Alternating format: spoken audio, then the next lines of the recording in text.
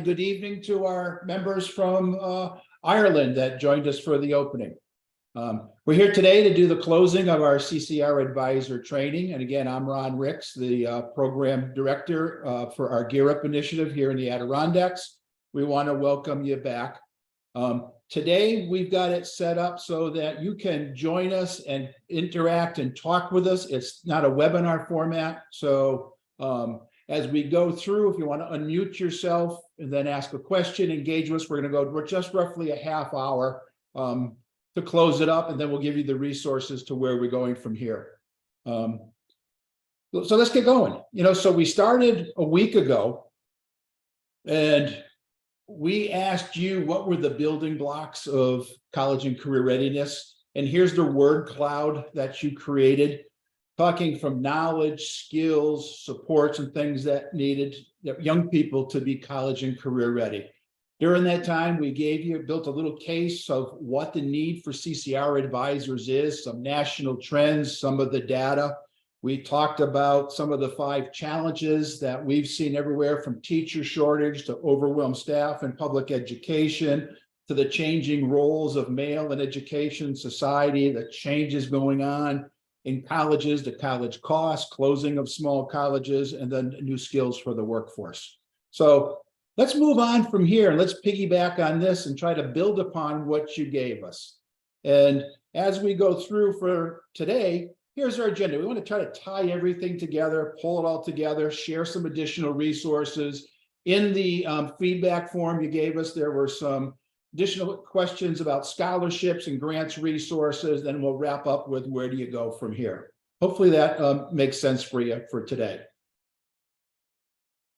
You did a great job of giving us the different conditions and building blocks of college and career readiness. And you can see it in the graphic that we created as a group. And I just try to transpose those to show you how they carried over into the knowledge of financial aid, financial literacy, career opportunities, the knowledge of having goals, budgeting, combined with skills such as the networking, flexibility, perseverance, agility, communication skills, problem solving skills, and all that you identified. Those are the knowledge and skills that young people need to move along a pathway to college and then into the workforce. And I love those because they're both workforce and their college readiness skills and knowledge that people have. With that in place, they still need supports. You need the role of mentors, role models, dreamers. They need to have goals, desire, the growth mindset, community resource, and someone put it in there, love, that feeling of love and carried on to support. So what we've tried to do in the training, both in sessions 2 and 3, is to give you some skills, tools, and resources to embed all of those with the students that you're working with and the young people. And then I kind of pulled out a couple at the bottom there where it talks about competencies. It's kind of interesting as you look in today's world, folks are putting employers much more emphasis on competencies. Is basically what can you do with what you know? And that's a combination of knowledge and skills, leading to ambitions, the forward thinking, having confidence and integrity as to who you are. So based upon that, that's kind of where we started our training. We've laid the training out using our college and career readiness map for scholars. We gave you some tools on how to build interest with young people, using my student profile, the essential skills, how to practice, how to build those, how to support kids in acquiring those through what they're naturally doing. But again, it's focusing on those. And the biggest takeaway with those is those are timeless skills, and they're transferable to multiple settings in people's lives. We talked about exploring careers. We talked about jobs of the future, careers of the future. We gave you our brilliant career lab tool to explore with kids based upon their interest demands out there. And then we start making the move to giving the personal skill of networking. We gave you the Weaving Your Web tool activity to help kids identify who's in their network. That's the first step. After they've identified their network is, how do you use it? How do you reach that? And we talked about that, how that's critical in getting recommendations, finding a job, getting connections to colleges, and just as importantly, how to use that to get scholarships and other resources to pay for your college. We followed that up with, in the session, talking about finding the right fit. We talked about how kids are changing colleges, they're changing majors, and the more that we can narrow down that sense of purpose and what they're going to school for, based upon that, and yet they're still going to be introduced to new areas that we just can't do, if we can save them time and hopefully money when they find that right fit. We talked a little bit about applying for college, the career training. We introduced at the end of the last session how to pay for college, the whole FAFSA process. It all starts with that, introducing the different types of loans and scholarships and grants and aids. And we're going to hit a little bit more on scholarships as we wrap up today. Again, here's where I'd like to open it up to you to just unmute yourself. But we asked you at the end of the third session, what were some of your takeaways? Anybody like to unmute themselves and share a takeaway they had? Something that made sense for you? Something that kind of stuck? I call those ahas.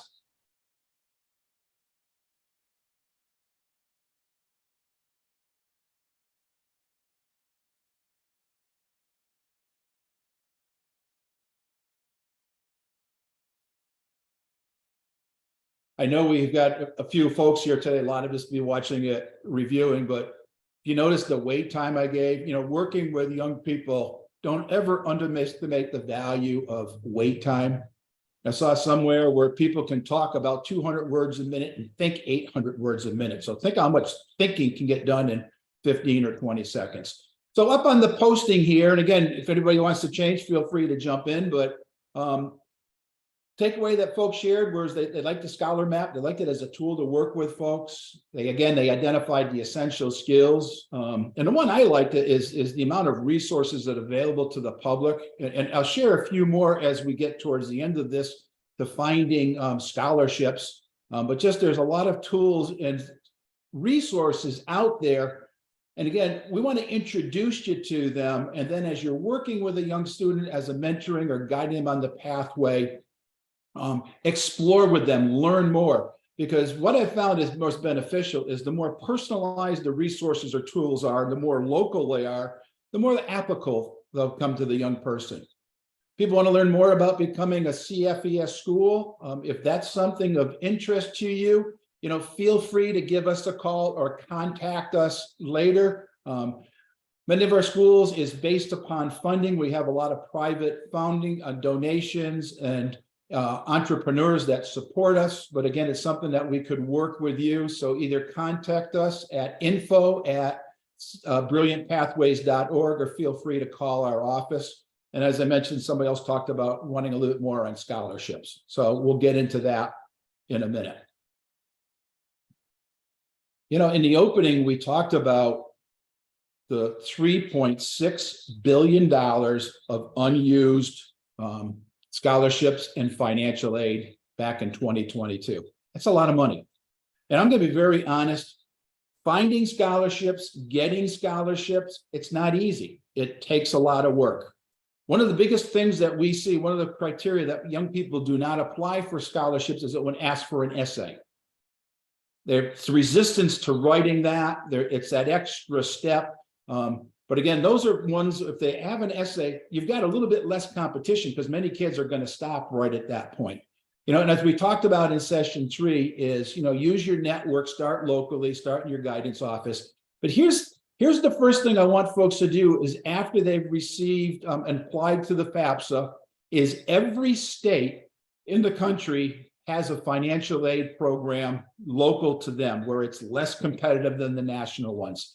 I know we do a lot of work in New York State, so I'm very familiar with the Higher Education Consortium in New York State, where they have, in addition to the federal aid that was given through the school and their financial aid, up to $6,000 for the Excelsior Scholarship, and then the TAP program, which is tuition assistance program, which pretty much covers the difference and makes going to a state school no cost or very low cost in New York State.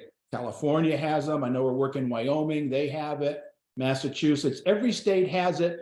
And one of the resources that we gave you at the end of session 3, you can download. It all has that link to it right here where you can click on it. But get young people to move to this first. Many of them don't go to this first place where it's resources. One of the nice things I know in many of the states, they also have additional state loans, and they have a whole loan forgiveness program that young people can, if they're working at high income areas, if they're working in rural areas, high poverty, what they can do is after 5 years of work, have their loans forgiven. And we talked a little bit about that in session 3. We get really into loaning. So start with your state financial aid resources. I just did a Google of scholarship search tools this morning, preparing for the response here. And I went through a couple of these. You may want to grab a screenshot of this if it's something that you're interested in, but here's a couple quick tools that came right with us as we searched it. The first one is Career One Stop. That's from the U.S. Department of Labor. So it's a federally supported program. You can click on that. You can see right there, scholarships finders. They can narrow it down based upon the interest if you're going to college, where you're from, and a variety of other things. College Board, the Big Futures, has another one. Big Futures is a tool that I know a lot of young people do, and guidance counselors support that with them, is to find the right fit for colleges. They also have the scholarship aspect in there. Sally Mae's another one, FastWeb. Again, these are just 4 quick ones. And what's nice about them is they'll bring you to regional scholarships, they'll bring it to national ones. And as we talked about, as you look at more national, the bigger ones, the Coca-Cola, the other $10,000 scholarships for 4 years, they're so much more competitive. And as we talked about, when you look at scholarships, encourage young people to apply to multiple $500 scholarships. 5 of those is $2,500, which for a public institution really knocks that rate down. I don't know if anybody has any other thoughts or ideas on scholarships. Anybody want to add anything or thing that worked well for them? Just unmute yourself.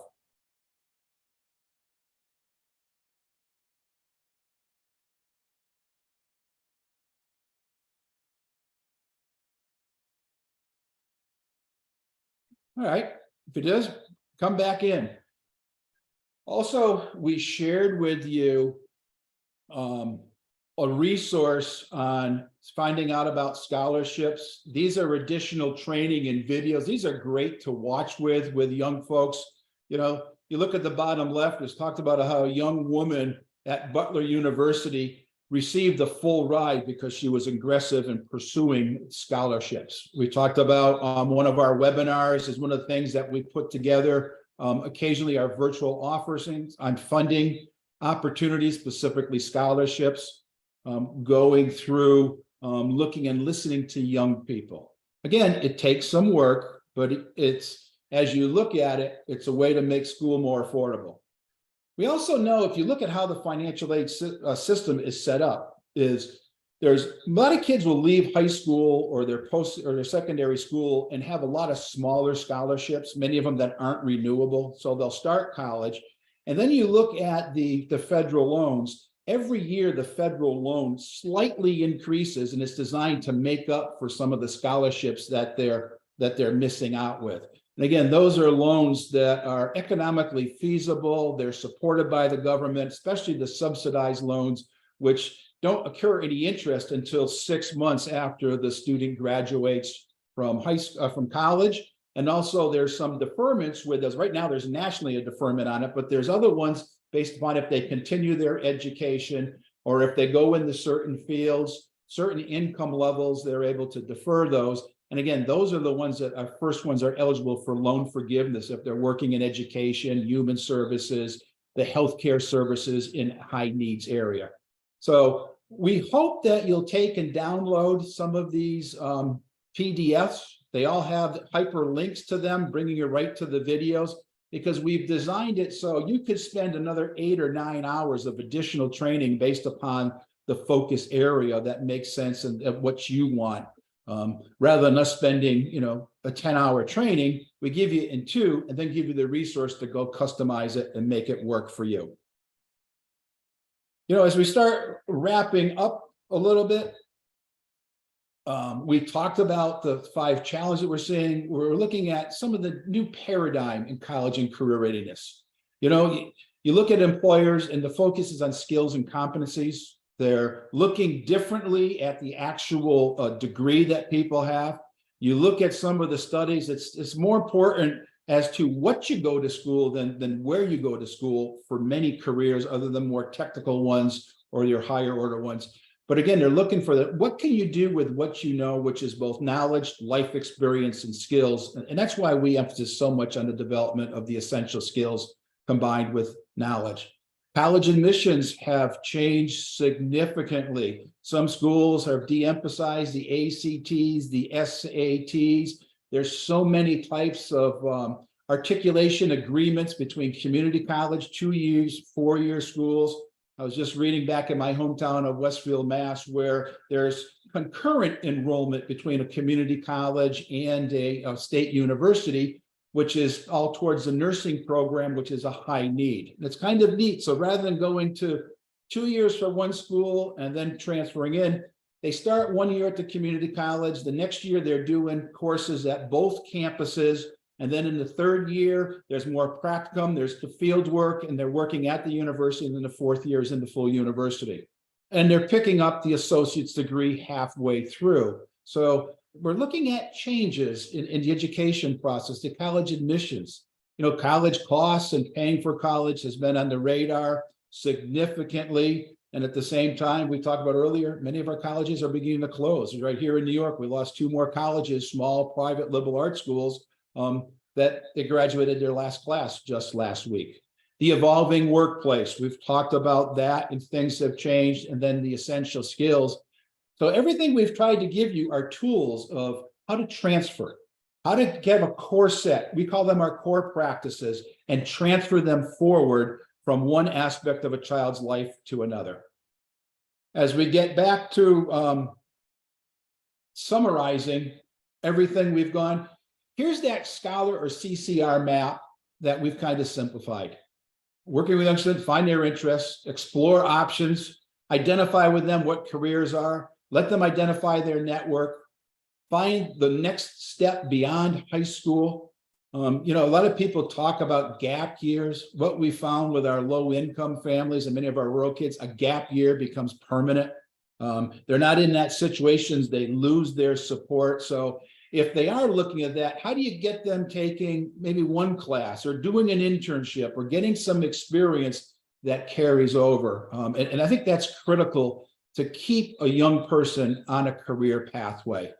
Prepare to apply for college. Right now, people have made their commitment. There are still scholarships. If you're out there dealing with someone that's applied and looking for a little bit more money, let them keep pursuing scholarships, especially at the local level for this, and then work with young people to have a plan for not just getting into college, but second semester, and support them going through their 2nd year. That barrier of getting through the 1st semester, returning for your 2nd, and then your 2nd year is where we lose a lot of young people. So if you're working with them, continue it right through their freshman year.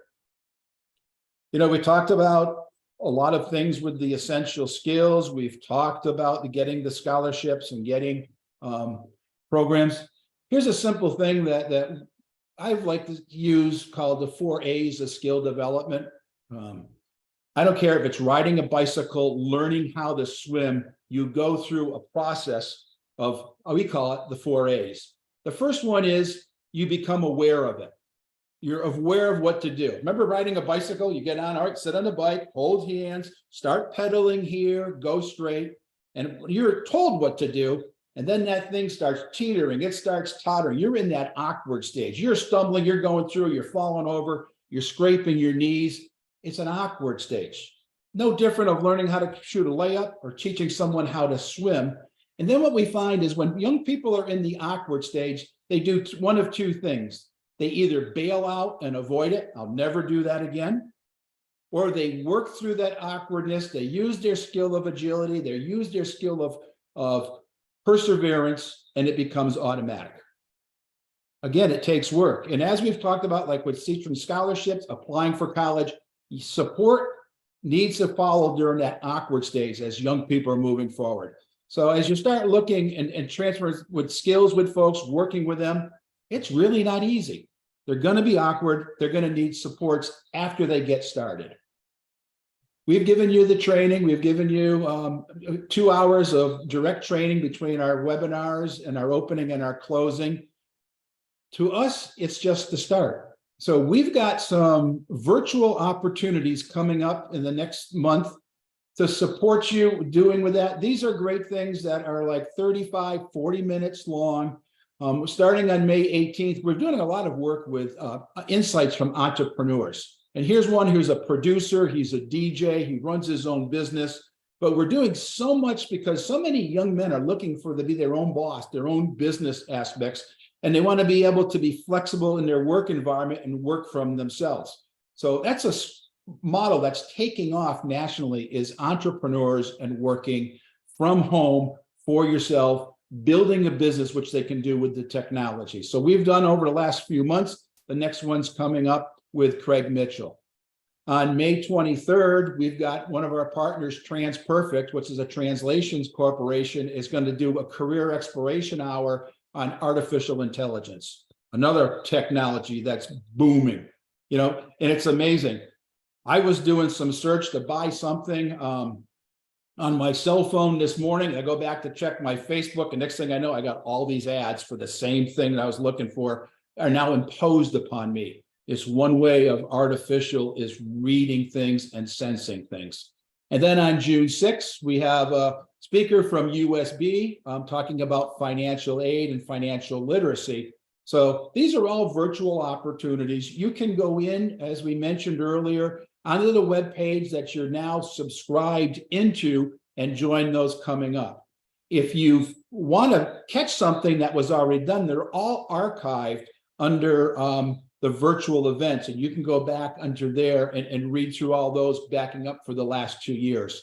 In those include many types of virtual tours of college campuses, different activities from financial literacy, speaking with an astronaut. We do an awful lot with STEM work. But again, these are things that we provide our schools and our CCR advisors to support them, so it's an ongoing process of working with their young person.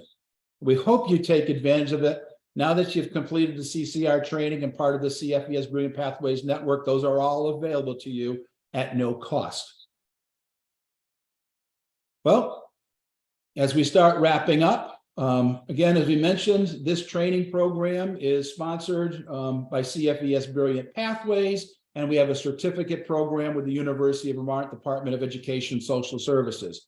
In order to get your certificate, all you need to do, if you haven't done so already, is go back at the end of session 3, complete the feedback profile, submit it, and then that'll trigger the certification process that you've completed the minimum 2 hours of training. Well, I hope we were able to give you a little bit of insight into the role of the CCR advisors, why we need them, what young people need, the changes that we've seen systemically for folks to move forward. And even though we're changing at an exponential rate of change, many things are very similar to what they were. Young people need guidance. They need that village to raise a child. And as we said in the opening, our goal is to get the lay person that touches kids on a daily basis, whether it's their athletic coach, their drama teacher, a classroom teacher, the school counselor, their parents, their neighbors, a loving aunt or uncle, to help talk and give the same message to kids so that they can create a better future for themselves. And that's what we do with our college and career readiness advisor training. I want to thank you for participating in this. We are over 4,000 people that have been trained in the CCR advisor training in the last 3 years. Many of them are connected to school programs that we work with more in-depthly. Other ones work for nonprofits and other groups that we've had some connection with, but they're taking it and they're sharing it and using the resources to get kids on and keep them on a college and career pathway.